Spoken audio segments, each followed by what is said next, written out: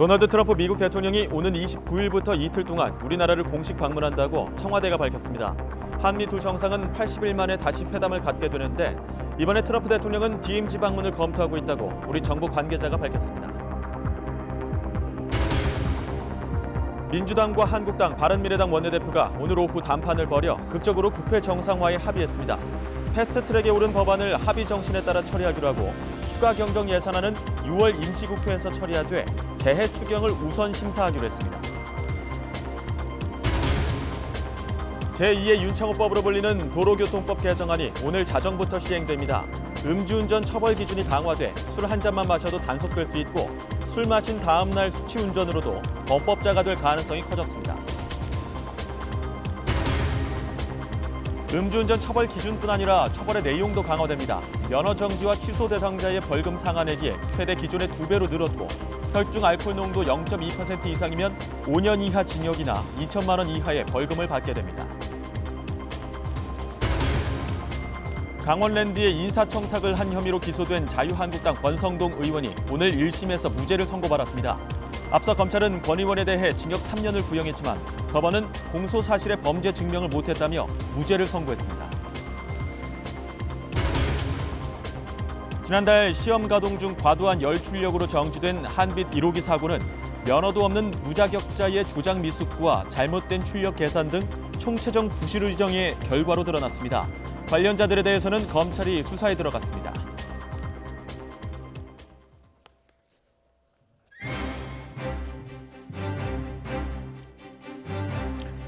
네, 뉴스큐 2부 시작합니다. 트럼프 미국 대통령이 29일 1박 2일의 일정으로 우리나라를 공식 방문할 예정입니다. 정상회담은 다음 날인 30일에 열릴 계획이며 트럼프 대통령은 비무장지대 DMZ 방문도 검토하고 있습니다. 취재기자 연결해서 속보 알아보겠습니다. 김도원 기자. 네, 청와대입니다. 네, 트럼프 대통령 비무장지대 방문을 검토한다는 것이 공식 확인됐어요? 그렇습니다. 정부 관계자는 트럼프 대통령이 방한 기간에 비무장지대 방문을 검토하고 있다고 밝혔습니다. 비무장지대 방문이 성사된다면 공고한 한미동맹을 강조하면서 한반도 비핵화와 평화체제 구축의 필요성을 역설하는 메시지가 나올 것으로 보입니다. 트럼프 대통령은 오는 29일 오후 G20 정상회의를 마친 뒤 우리나라를 방문할 예정입니다. 한미 정상회담은 다음 날인 30일 열립니다. 북미 정상 간 친서교환, 북중 정상회담 등으로 비핵화 협상 재개 가능성이 점쳐지는 가운데 이번 회담이 국면 전환의 계기가 될지 주목됩니다. 고민정 청와대 대변인의 발표 들어보시겠습니다. 한미 동맹을 더욱 공고히 하면서 한반도의 완전한 비핵화를 통한 항구적 평화 구축을 위한 양국 간의 긴밀한 공조 방안에 관해 심도 있는 논의를 갖게 될 것입니다. 이번 회담은 지난 4월 워싱턴에서 열린 한미 정상회담 이후 80일 만에 열리는 것이며 문 대통령 취임 이후로 8번째입니다. 트럼프 대통령의 비무장지대 방문설이 나오면서 국내외 전문가들은 이번 방한 때 남북미 정상의 깜짝 만남이 성사될 수 있다는 관측을 내놓기도 했습니다. 하지만 청와대 관계자는 이번에 남북미 정상회담이 열릴 계획은 없다고 선을 그었습니다. 재작년 트럼프 대통령이 국빈 방한했을 땐 두 정상이 함께 비무장지대를 방문하려 했지만 짙은 안개 때문에 무산됐습니다. 레이건 대통령 이후 대부분의 역대 미국 대통령들은 한국 방문 때 적어도 한 번은 비무장지대를 시찰했습니다. 트럼프 대통령은 방한 이틀째인 30일 오후에 오산 공군기지를 통해 미국으로 돌아갈 예정입니다. 지금까지 청와대에서 YTN 김도원입니다. 네, 2달 넘게 파행 운영됐던 국회가 극적으로 정상화에 합의하면서 6월 임시국회를 열기로 했습니다. 패스트트랙 전국 이후 80일 만에 본궤도에 오르는 건데 다만 자유한국당이 정상화 합의 관련 내부 추인 절차 과정에서 진통을 겪고 있다는 소식입니다. 국회로 가보겠습니다. 조은지 기자. 네, 국회입니다. 네, 우선 한국당 내부 분위기가 궁금하긴 한데 일단 합의 내용부터 짚어주시죠. 네, 막판까지도 마음졸이게 했던 여야 3당 원내대표들, 민주당 이인영, 한국당 나경원, 바른미래 오신환 원내대표는 오후 3시 반 극적으로 합의문에 서명했습니다. 여야의 쟁점이자 국회 파행의 시발점이었던 패스트트랙 법안, 선거법과 공수처법, 검경 수사권 조정안 등은 각 당의 안을 종합해 논의한 뒤 합의 정신에 따라 처리하기로 했습니다. 여야 사당이 한국당을 빼고 강행 추진하지 않겠다는 약속으로 민주당 이인영 원내대표는 패스트트랙 추진 과정부터 지금까지 국회 파행 사태를 반복한 데 대해 깊은 유감을 표명한다고 밝히기도 했습니다. 또 한국당이 국회 복귀의 조건으로 주장했던 경제청문회는 국회의장이 주관하는 국회 차원의 경제 원탁 토론회로 대체하고 대신 형식과 내용은 향후 3당 교섭단체가 협의해 정하기로 했습니다. 벌써 62일째 국회에 계류 중인 추가 경정 예산안은 이번 6월 임시국회에서 처리하고 특히 재해 추경을 우선 심사하기로 했습니다. 3당 원내대표들은 오는 28일 예산결산특별위원장을 뽑아 추경 심사를 시작하고 다음 달 11일과 17일 본회의에서 추경 및 법안 등의 안건을 처리하기로 중지를 모았습니다. 어렵게 한 국회 정상화 그 첫발은 오후 5시 이낙연 국무총리의 추경 시정연설이었는데 아직 진행되지 못하고 있습니다. 한국당 내부 추인 절차가 진통을 겪고 있기 때문인데 국회 보이콧 노선을 견지했던 한국당 내부에서 추인 불가를 외치는 강경파의 목소리가 여전히 큰 것으로 전해졌습니다. 비공개 의원총회에서 정상화 합의안을 받지 말고 본회의에도 가지 말자는 얘기가 나오는 등 격앙된 분위기로 진행되고 있는데 오늘 본회의는 물론 향후 상임위원회와 청문회 등에서도 난항이 예상됩니다. 자세한 소식 다시 전해드리겠습니다. 지금까지 국회에서 YTN 조은지입니다. 네, 강원랜드 채용 청탁 혐의로 기소가 된 자유한국당 권성동 의원이 1심에서 무죄를 선고받았습니다. 재판부는 업무방해 등 권 의원의 공소 사실이 충분히 증명되지 않았다고 판단했습니다. 이 내용도 속보 알아보겠습니다. 강희경 기자. 네, 서울중앙지방법원입니다. 네, 1심 재판부가 무죄를 판단했네요. 네, 서울중앙지방법원은 자유한국당 권성동 의원에게 무죄를 선고했습니다. 국회의원 지위를 이용해 강원랜드에 채용 청탁을 한 혐의 등에 대해서입니다. 재판부는 권 의원의 각 공소 사실이 충분히 증명되지 않은 것으로 봤습니다. 먼저 권 의원은 지난 2012년 11월부터 이듬해 4월까지 진행된 강원랜드 교육생 선발 과정에서 의원실 인턴 비서 등 11명을 채용하게 한 혐의를 받았습니다. 재판부는 이에 대해 검찰의 증거들만으로는 권성동 의원이 직접 또는 전인혁 강원랜드 리조트 사업본부장을 통해 채용을 청탁했다는 사실이 증명된 것으로 보기 어렵다고 밝혔습니다. 예를 들어 채용비리 의혹과 관련해 강원랜드 최흥집 전 사장과 당시 인사팀장이 권 의원에게 불리하게 내놓은 진술 등의 신빙성이 부족하다고 판단했습니다. 또 지난 2013년 9월부터 이듬해 초 최흥집 전 강원랜드 사장으로부터 감사원 감사를 신경 써달라는 등의 청탁을 받고 자신의 비서관이던 김모 씨를 경력 직원으로 채용하게 한 혐의도 무죄로 봤습니다. 감사와 관련해 권 의원이 최 전 사장의 청탁을 받고 승낙한 사실은 인정되지만 그것이 부정한 청탁에 해당한다거나 청탁의 대가로 김 씨가 채용됐다고 보긴 어렵다는 겁니다. 이와 함께 자신의 선거운동을 도와준 고교동창을 사회이사로 지명하도록 산업통상자원부 공무원들에게 압력을 행사한 혐의도 무죄로 판단됐습니다. 1심 무죄 선고 직후 지지자들과 악수를 나눈 권 의원은 검찰이 무리한 수사로 정치 탄압 기소를 했다고 주장했습니다. 권 의원은 수사하고 기소한 정치검찰이 스스로 법적 책임을 져야 한다고 날을 세웠고 정의를 실현하기 위해 최선을 다한 사법부에는 경의를 표한다고 입장을 밝혔습니다. 반면 청년참여연대 등 시민단체는 법원 앞에서 기자회견을 열고 채용비리 무죄 선고에 대해 실망과 우려를 나타냈습니다.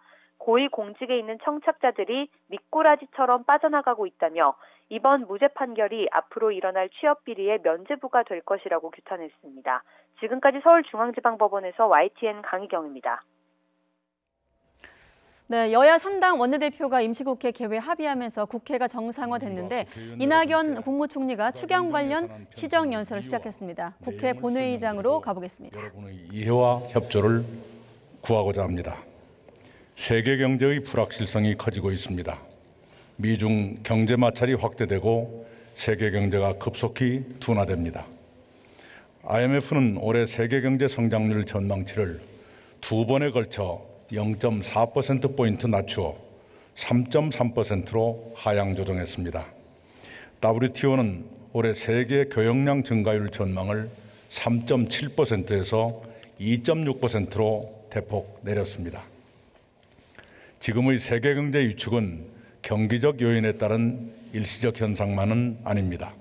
신흥국들의 임금 인상과 세계적 기술 발달로 국제 분업이 약화되고 교역이 줄어듭니다. 보호무역주의 확산은 교역의 침체를 더 악화시킵니다. 미중 경제 마찰은 출구를 내보이지 않으며 세계 경제를 짓누르고 있습니다. 그러나 우리는 과도할 정도의 수출 의존적 경제를 지속해 왔습니다. 내수를 진작해야 하지만 급속한 고령화와 상대적 빈곤의 확대 등이 내수 진작을 가로막아 왔습니다. 우리 경제를 지탱해온 제조업이 난관에 부닥쳤으나 제조업 혁신과 신산업 육성은 지체됐습니다. 그런 여건과 구조에 대응하기 위해 정부는 수출과 내수를 함께 떠받치는 정책을 추진해 왔습니다. 대내적으로는 가계소득 증대와 가계비 부담 완화 및 사회 안전망 확충을 통해 내수 기반을 확대하려고 노력해 왔습니다. 투자 여건 개선과 규제 혁신 등으로 제조업 르네상스를 이루고 시스템 반도체, 바이오, 미래 자동차 같은 신산업을 육성하려고 애쓰고 있습니다. 대외적으로 신남방, 신북방 정책 등으로 수출 시장을 다변화하고 있습니다. 동시에 반도체와 자동차에 치우친 수출 상품을 바이오 헬스, 문화 콘텐츠 등으로 다양화해 왔습니다. 그러나 세계 경제의 급격한 둔화는 대외 의존도가 높은 우리에게 예상보다 더 큰 영향을 주었습니다. 수출이 6개월 연속 감소하고 기업 투자도 부진해 올해 1, 4분기 경제 성장이 매우 저조했습니다. 일부 고용이 나아졌지만 제조업과 30, 40대 일자리 여건은 여전히 어렵습니다. 자동차와 조선업 같은 주력 산업의 구조조정이 진행되는 위기 지역의 경제는 더 어렵습니다. 이런 상황을 방치하면 우리 경제는 더 나빠지게 됩니다. 경제 성장률을 더 떨어뜨리고 경제의 잠재력마저 더 약화시킬 것입니다. 노인과 실업자를 포함한 취약계층의 고통을 심화시켜 복지 수요를 더 늘리게 됩니다. 그런 악순환을 차단하고 경제 활력을 살려내야 합니다. 그래서 정부는 추경을 편성하기로 결정했습니다. IMF 같은 국제기구도 우리에게 추경 편성을 포함한 재정 지출 확대를 권고했습니다. 국민을 재난으로부터 보호하기 위한 대비도 미리부터 갖춰야 합니다. 올봄 수도권에서는 처음으로 일주일 연속 고농도 미세먼지 비상저감 조치가 발령됐습니다. 다행히 올해 3월 국회가 재난안전법 등 8개 관련 법률을 처리해 주셨습니다. 4월에는 국회의 제안으로 국가기후환경회의가 출범했습니다. 이제는 중앙과 지방의 대응 체계를 정비하고 저감 조치를 체계화해야 합니다.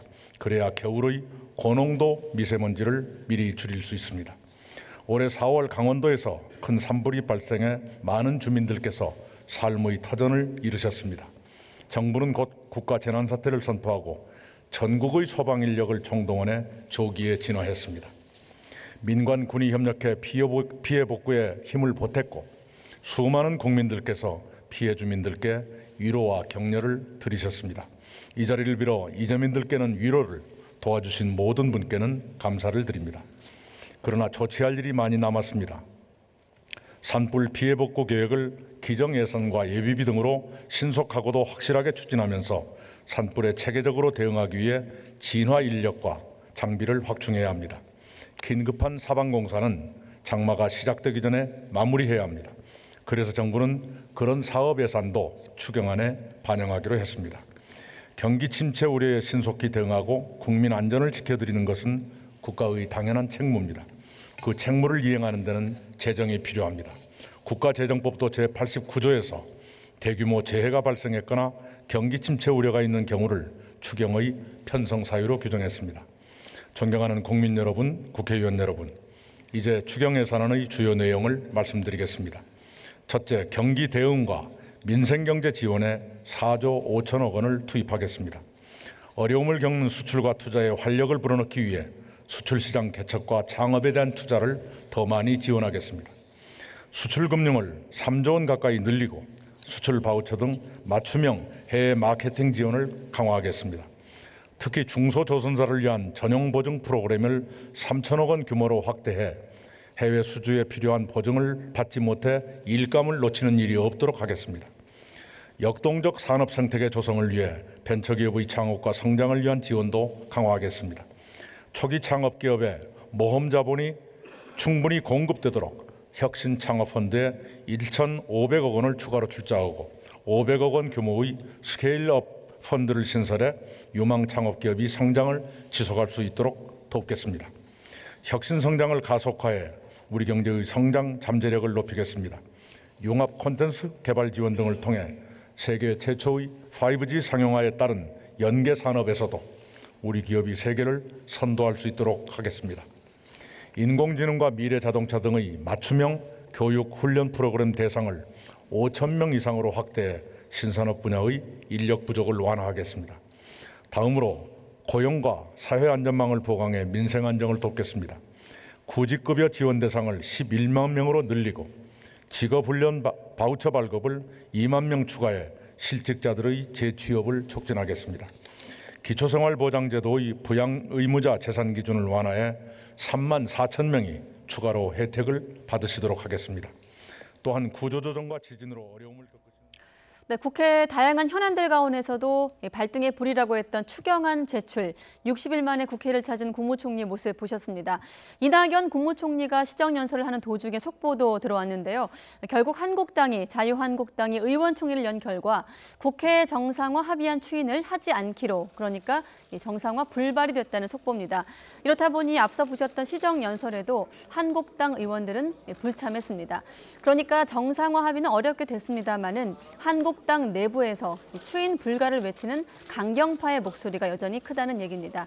앞으로 향후 상임위원회나 청문회 등에서도 난항이 예상되고 있는데 추가 소식 들어오는 대로 다시 한번 국회 상황 알아보도록 하겠습니다.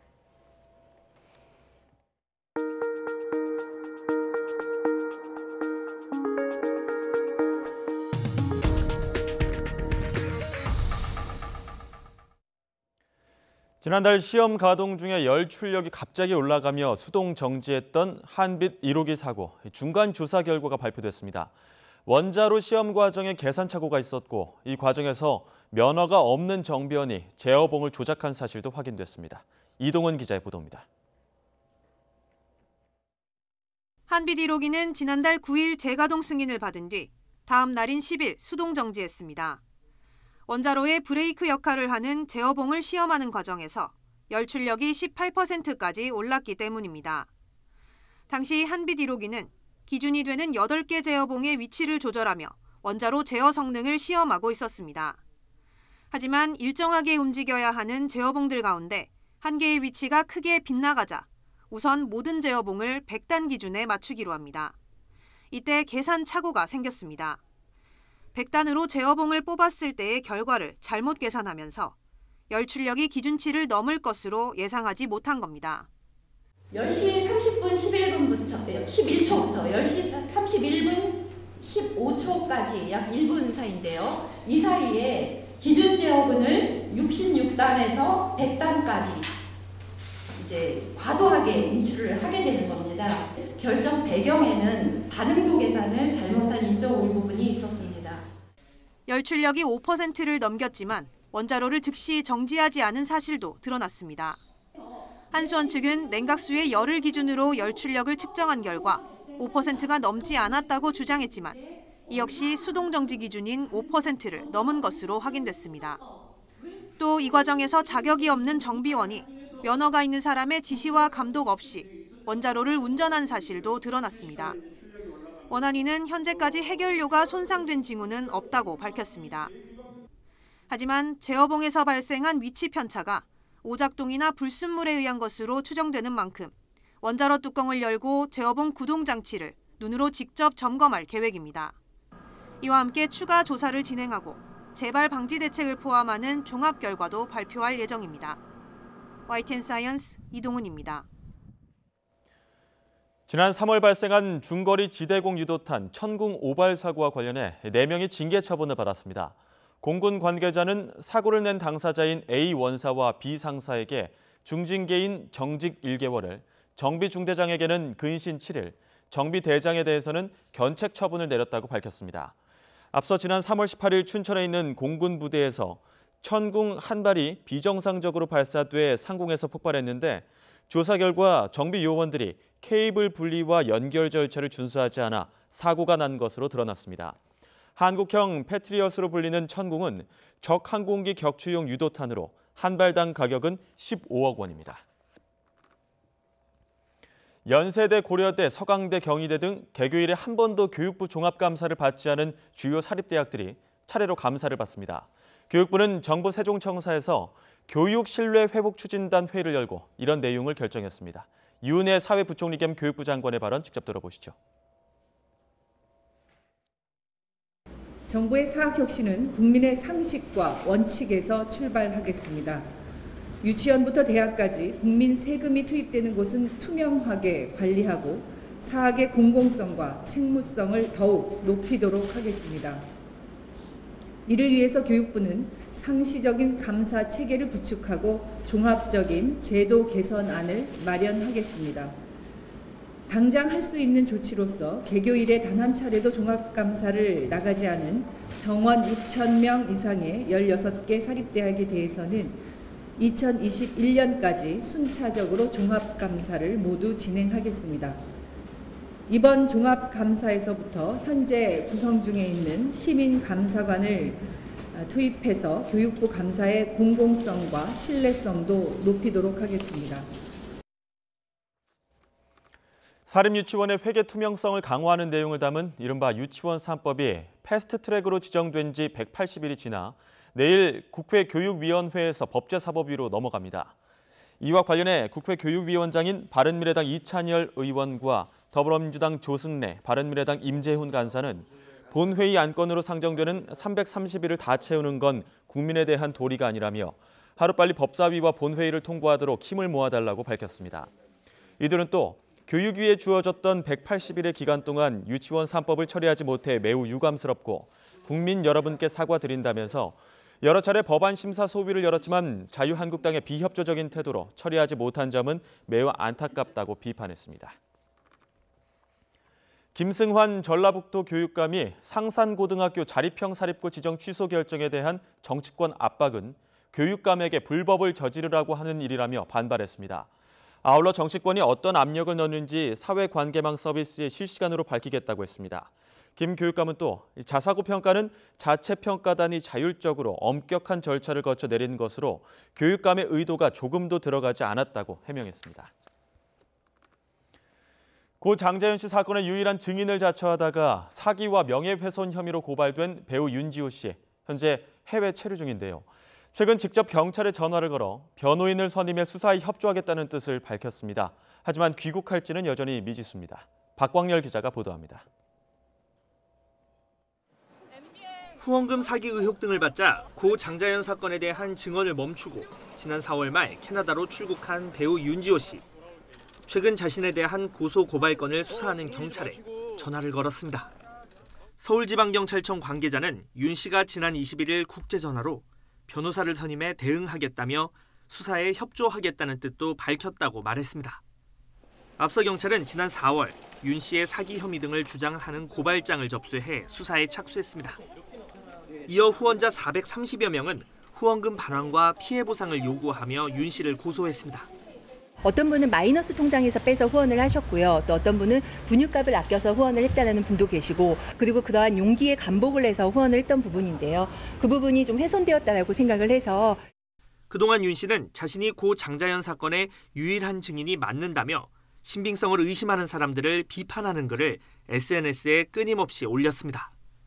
경찰과는 메신저로만 접촉하다가 이번에 처음으로 직접 대응 의사를 밝힌 겁니다. 하지만 윤 씨가 자진 귀국해 경찰의 소환 조사 요구에 응하지 않는 이상 강제 수사는 어렵다는 분석이 지배적입니다. 형사사건 같은 경우에 피의자를 조사를 해야 되거든요. 근데 윤지호 씨가 자진 귀국해서 출석하지 않으면 실질적으로 조사가 이루어지지 않는 거고, 지금 범죄인 인도 조약을 통해 가지고 캐나다에서 강제 소환하는 건데 현실적으로 어려운 부분이 많아서. 윤 씨는 여전히 SNS를 통해 한국에 들어올 상황이 아니라는 뜻을 내비치는 상황. 경찰은 일단 변호인이 선임되면 협조를 요청하되 윤 씨의 혐의가 특정되면 귀국 요청 등 필요한 절차를 진행한다는 방침입니다. YTN 박광렬입니다. 붉은 수돗물 사태를 겪고 있는 인천 지역에서 각 가정의 수돗물 탁도가 전 단계인 송수관로보다 높은 것으로 조사됐습니다. 환경부 수돗물 안심지원단은 오늘 이 같은 내용의 수질검사 1차 결과를 공개했습니다. 환경부는 급수계통의 단계별 청소 효과가 각 가정에까지 미치는 데 시간이 걸리기 때문으로 분석했습니다. 환경부는 검사 결과 망간과 철, 탁도 등 13개 항목에서 먹는 물 기준을 맞췄다고 밝혔지만 실제 마셔도 되는지는 조금 더 지켜봐야 한다고 설명했습니다. 네, 소주 한 잔도 적발될 수 있다는 음주운전 기준을 강화시킨 이른바 제2의 윤창호법 시행에 맞춰 경찰이 대대적으로 특별 단속에 들어갔습니다. 특히 우범 지역으로 꼽히는 유흥가 같은 곳들은 20-30분 간격으로 장소를 바꿔가면서 단속합니다. 먼저 나혜인 기자가 보도합니다. 이른 아침 경찰서 앞에서 음주운전 단속이 진행됩니다. 고맙습니다. 숙출전 안전 선택 중입니다. 감사합니다. 전화를 드시죠. 제2윤창호법으로 불리는 도로교통법 개정안 시행을 하루 앞두고 경찰 내부부터 분위기를 다잡겠다는 의미입니다. 25일부터 예정되는 음주 측정 기준이 바뀌지 않습니까? 사회적인 모범이 되는 경찰의 입장에서 선제적으로 캠페인을 통해서 면허 정지 기준이 0.03%로 강화되면서 이젠 소주 한두 잔만 마셔도 적발될 수 있습니다. 전날 늦은 시간까지 술을 마셨다면 이젠 아침 출근길도 안심할 수 없습니다. 단속 기준과 함께 처벌도 강화됩니다. 삼진 아웃제 대신 두 번째 음주운전부터 바로 면허가 취소됩니다. 이에 따른 처벌도 징역형은 최고 3년에서 5년으로 벌금도 최고 2천만 원까지 2배로 오릅니다. 앞서 지난해 12월 제1윤창호법이 시행되면서 음주 사망사고를 낸 사람은 최고 무기징역까지 처벌받게 됐습니다. 그리고 5달, 일단 음주 교통사고 사망자 수는 지난해 같은 기간보다 32% 줄었지만 여전히 심각한 수준입니다. 약 5월 말 기준으로 해서 음주운전 사망자가 약 100여 명에 이를 정도로 음주운전은 중대한 범죄입니다. 술 한 잔만 먹더라도 절대 운전대를 잡지 않는 문화를 이뤄야 되겠습니다. 2달간의 특별 단속을 선언한 경찰은 우선 밤 10시부터 새벽 4시까지 집중 단속을 벌입니다. 특히 유흥가나 식당 주변에선 20-30분 간격으로 장소를 옮겨가며 단속하고 이면도로에서도 단속을 진행합니다. 검찰도 만취한 운전자가 큰 사고를 내면 원칙적으로 구속 수사하고 사망사고를 낸 음주운전자는 무기징역까지 구형할 수 있는 새 기준을 마련했습니다. YTN 나혜인입니다.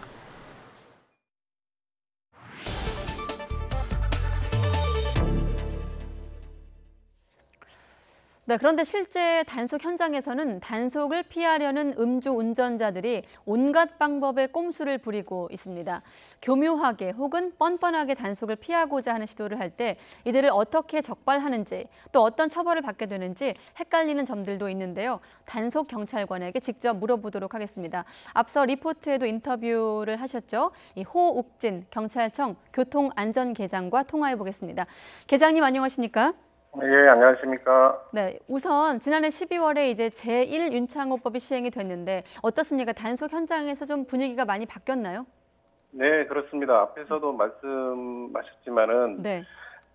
작년 12월에 윤창호법 시행 이후에 음주 교통사고도 30% 감소했고요. 음주 단속되는 사람들도 약 27% 감소하는 등 음주 단속 현장에서 음주운전하는 사람이 많이 감소한 것을 느끼고 있습니다. 네, 혹시 단속 현장에서도 운전자들이 그 법을 좀 의식하는 말씀들을 하시던가요? 네, 아무래도 자기가 또 특히나 0.03에서 0.05%에 이르는 사람들은 네. 많이 의식하고 음주운전하지 않겠다는 말씀을 많이 하시는 분들도 계셨습니다. 네, 그 솔직하게 인정하는 분들은 주로 단속에 걸리면 어떤 말씀들을 하시나요? 아무래도 뭐 미안하다, 죄송하다 이런 말씀을 많이 하시는 걸 봐서 음주운전 부분들이 굉장히 중하다라는 것을 많이 느끼고 있는 것을 알게 됐습니다. 네, 운전자분들 스스로도 경각심을 느끼고 있다 이런 말씀이시겠고 반대로 아무래도 현장에서 힘드실 때는 우리가 흔히 꼼수라는 표현을 쓰는데 이런 핑계 저런 핑계 되는 운전자분들이 아닐까 싶습니다. 어떤 운전자를 만났을 때 가장 힘드셨습니까? 저희들이 대표적으로 하는 경우가 이제 음주 측정기에다가 호흡을 확 불어야 되는데 네. 애매하게 불듯 말듯 하면서 계속 측정에 응하지 않거나 심지어는 침을 뱉는 분들도 있었습니다. 그리고 어떤 분들은 아예 차량 창문을 올리고 문을 잠근 채 어떤 요구에 응하지 않는 경우도 있었고요. 침을 심지어 침을 뱉는 경우도 있었고 창문을 열지 않는 경우도 있다고. 그러니까 한마디로 무작정 버티는 경우인데 이렇게 버틸 경우 어떤 처벌을 받는지 이번 기회에 좀 더 강조해 주시죠. 네네. 도로교통법상 음주 측정 불응죄에 해당돼서 1년 이상 5년 이하의 징역이나 또는 500만 원 이상 2천만 원 이하의 벌금에 처벌받을 수 있습니다. 네, 지금 말씀하신 처벌도 가능하다. 그러니까 무작정 버틸 경우 창문을 내리지 않거나 뭐 침을 뱉는 등의 어떤 그런 행위를 했을 경우 처벌을 받을 수 있다는 얘기신데 현장에서 단속하실 때 그런 분들 만나실 땐 그럼 어떤 식으로 문을 열게 하거나 제지를 하는 건가요? 아무래도 저희들이 큰 소리로 문을 닫으신 분들에 대해서는 좀 큰 소리로 해서 네. 이렇게 했을 경우에는 음주 측정 불응죄가 돼서 형사처벌 될 수 있다라는 걸 많이 말씀하시고요. 네. 측정 불응되는 분들에 대해서도 똑같습니다. 저희들이 한 5분 단위로 해서 3회에 걸쳐서 이렇게 음주 측정에 응하지 않을 경우에는 형사처벌 될 수 있다라는 것을 강력하게 고지를 하고 있는 현실입니다. 네, 저희가 이제 호욱진 계장님 연결한 김에 세간에 떠돌고 있는 음주운전 관련 얘기들을 하나씩 좀 확인을 해보도록 하겠습니다. 이런 경우가 있어요. 차를 버리고 도망가는 음주운전자. 어떤 처벌이 가능한지 일단 궁금하고 도망갔다가 예를 들어 다시 발견됐는데 시간이 흘렀기 때문에 단속기를 무사히 통과하는 경우도 있을 것 같아요. 예, 그런 경우도 있을 수 있는데요. 네. 아까 앞서서 말씀드렸던 것처럼 음주 현장에서 적극적으로 측정에 응하지 않을 경우에는 음주 측정 불응죄가 되는데 마찬가지로 현장을 이탈해서 도망가실 경우에도 음주 측정 불응죄로 동일하게 처벌받을 수 있습니다. 아, 그렇군요. 예. 그리고 도망간 이후에 발견되시더라도 발견된 경우에 음주 측정을 한 경우에는 그 당시에 음주 측정된 수치에다가 네. 저희들이 요즘 많이 알고 있는 미드마크 공식을 적용해요. 네. 경과된 시간만큼 더해서 운전 당시 혈중 알코올 농도를 계산하고 있어서 음주운전으로 단속될 가능성이 높습니다. 아, 그렇군요. 여러 가지 방법들이 있기 때문에 도망칠 생각하지 말아라 이런 말씀으로 네, 이해를 하겠고요. 또 한 가지가 음주 측정기는 모든 경찰관들이 갖고 계신 게 다 똑같은 건가요? 저희도 앞서 스튜디오에 취재 기자가 갖고 나오긴 했는데. 예. 네. 맞습니다. 저희들이 음주 측정기는 일반 시중에서 판매되는 것보다 훨씬 더 높은 고가의 장비고요. 그 장비가 고가라는 것은 그 측정기 하는 센스가 굉장히 정밀하다는 것을 볼 수 있고요. 네. 저희들 측정기는 4개월에 한 번씩 전문 기관인 도로교통공단의 검사를 통해서 인증을 받습니다. 네. 그래서 크게 신뢰성에는 문제가 없다고 볼 수 있습니다. 그렇군요. 우리가 걸렸을 때 걸린 분들이 또 측정기로 또 핑계대는 분들도 계실 것 같아요. 이 신뢰할 수 없다 이러면서요. 네네. 네, 그런 분들에겐 이런 식으로 이제 설명을 하고 계시다로 이해를 하도록 그렇습니다. 하겠습니다. 네, 자 숙취 운전 또한 요즘에 이제 계속 보도가 되고 있는 부분이 술 마시고 다음 날 이제 숙취 운전에 대한 또 우려도 높은 상황인데 아침에 음주 단속하시면 실제로 많이 적발이 됩니까? 네, 아무래도 저희들이 국민들 많이 느끼시는 것보다도 좀 더 많이 숙취운전이 단속되는 경우가 좀 있습니다. 네. 네, 그렇군요. 아침에 그러면 예를 들어 아침에 음주운전으로 걸리신 분들은 어떤 핑계를 가장 많이 대시나요? 전날에 술을 먹었는데 충분히 잤기 때문에 자기는 음주운전한 게 아니다. 그런 핑계가 대부분이라고 볼 수 있겠습니다. 네, 그렇군요. 혹시 경험상 물론 체질이나 체격에 따라 다르겠지만 어느 정도 마시면 좀 단속에 걸릴 수 있다는 그런 계산이 좀 있을까요? 계장님 어떤 자체적으로? 통상적으로 네. 전날에 한 12시 전에 소주 한 병 이상을 드신 분들 경우 또는 12시 이후까지 음주를 했을 경우에는 주로 숙취운전으로 단속된다라고 보시면 될 것 같습니다. 아, 12시를 기준으로 소주 한 병 정도 마셨을 경우는 다음 날 숙취 음주운전을 대비해야 된다 이런 말씀이시군요. 네, 그렇습니다. 네, 저희 취재 기자가 취재한 내용과 좀 상통하는 부분이 좀 있는 것 같네요. 비슷한 부분이 좀 있는 것 같고. 자, 이번 특별 단속 기간에도 20-30분 정도 장소를 바꿔가면서 특별 단속한다고 들었습니다. 외국과 비교해서 우리의 단속 현장도 좀 공격적인 편인가요? 저희들 단속은 음주운전 단속은 당연히 위반자 단속하는 것도 있지만은 아무래도 음주운전을 하려고 하는 운전자들의 좀 경각심을 주기 위해서 저희들 단속을 하고 있습니다. 그러다 보니까 공개된 장소에서 20-30분 단위로 이동하는 이동식 단속을 하고 있는 겁니다. 네. 대신에 요즘에는 차량이 좌우로 움직인다든지 이렇게 비정상적으로 운행을 하면은 일반 시민분들께서 112 신고를 많이 하십니다. 네. 이럴 경우에는 저희들이 경찰에서는 바로 중한 신고로 간주해서 주변 순찰차들이 추격해서 검거도 하고 있습니다. 네. 자, 우리 호 계장님은 이 교통 단속 맡으신 지 얼마나 되셨나요? 지금 저희들 경찰청에서 한 6년 정도 근무하고 있습니다. 네, 6년 단속을 맡았던 베테랑 교통안전 계장 호옥진 계장이었습니다. 오늘 고맙습니다. 네, 감사합니다.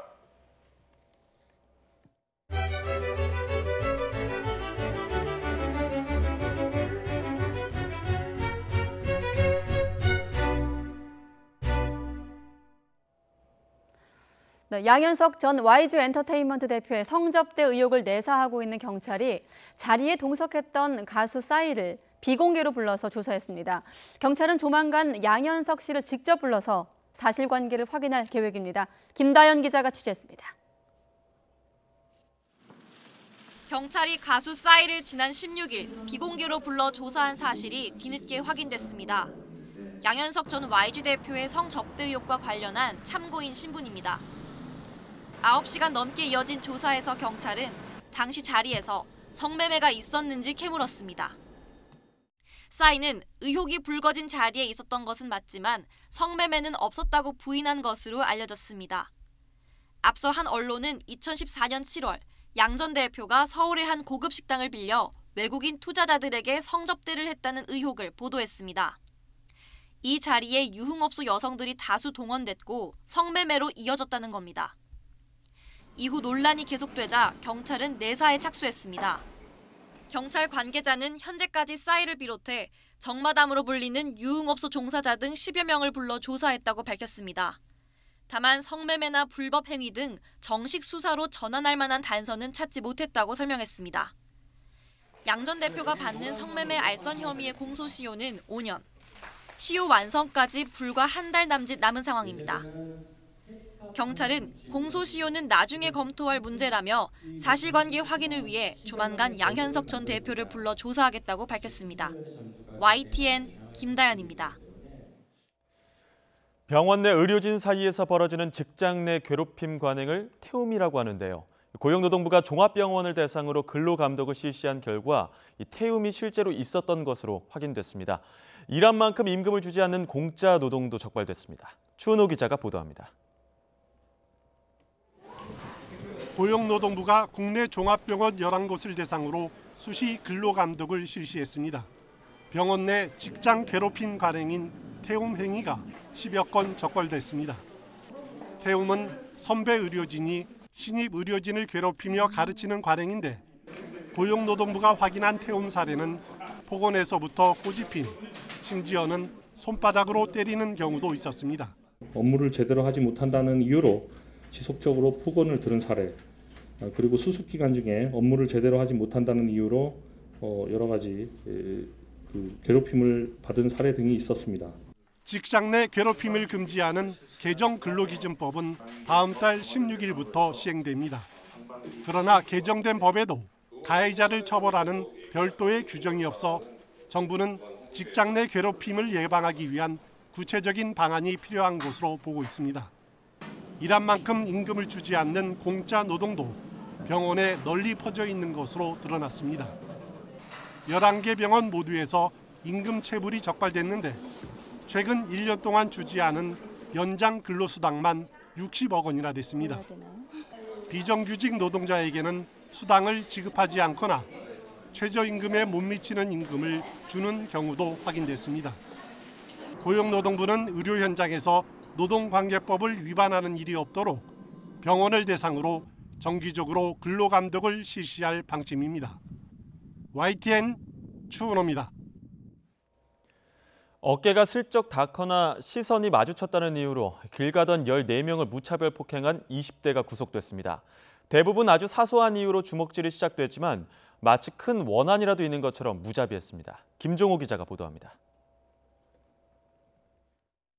새벽 도심 편의점 앞. 여럿이 달려들어 한 사람을 폭행합니다. 누군가 말려도 무자비한 주먹질은 그치질 않습니다. 피해자가 달아나자 편의점까지 쫓아가 폭행을 이어갑니다. 큰 원한이라도 있어 분풀이라도 하는 것처럼 보이지만 시작은 사소한 시비. 저보고 저 화장실에서 어깨빵을 쳤지 않냐 그러는 거예요. 그래서 제가 일하고 있는데 그냥 갑자기 그때부터 거짓말 친다면서 폭행이 시작된 거예요.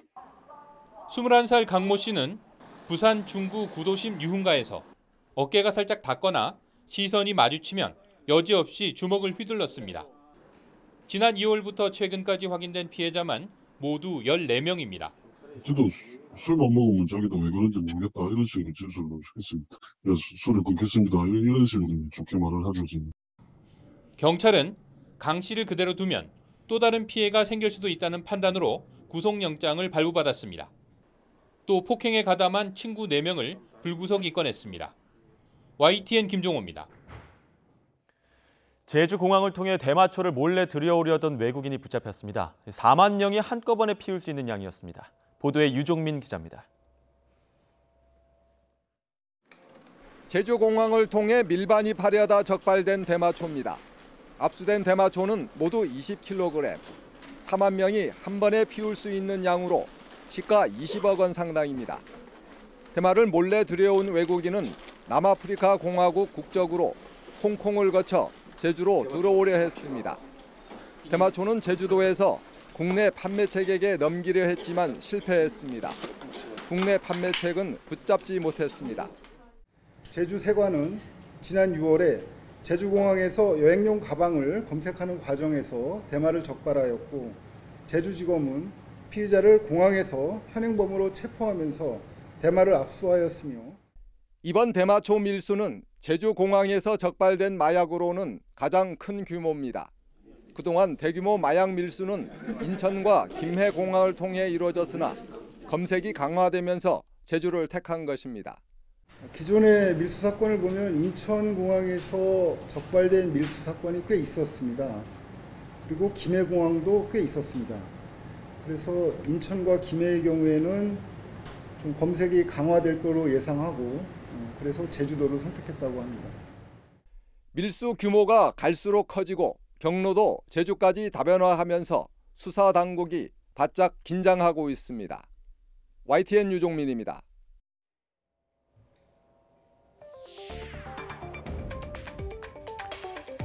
네, 음주 단속, 큼직한 글씨가 쓰여있는 안내판이 눈에 들어오고 그 다음은 경찰차입니다. 경찰서 정문 앞인데 순찰 마치고 들어오는 순찰차도 예외 없이 음주 단속을 벌이고 있는 현장 모습입니다. 경찰 스스로도 경각심을 갖고 내부부터 분위기를 다잡겠다는 각오겠죠. 내부 단속도 다지고 또 우범 지역으로 꼽히는 지역들은 장소를 옮겨가며 단속을 벌일 예정입니다. 0.05%, 0.08% 복잡하고 머리 아프다. 한 잔 마셨다면 운전대는 멀리하는 게 상책입니다. 뉴스 큐레이터였습니다.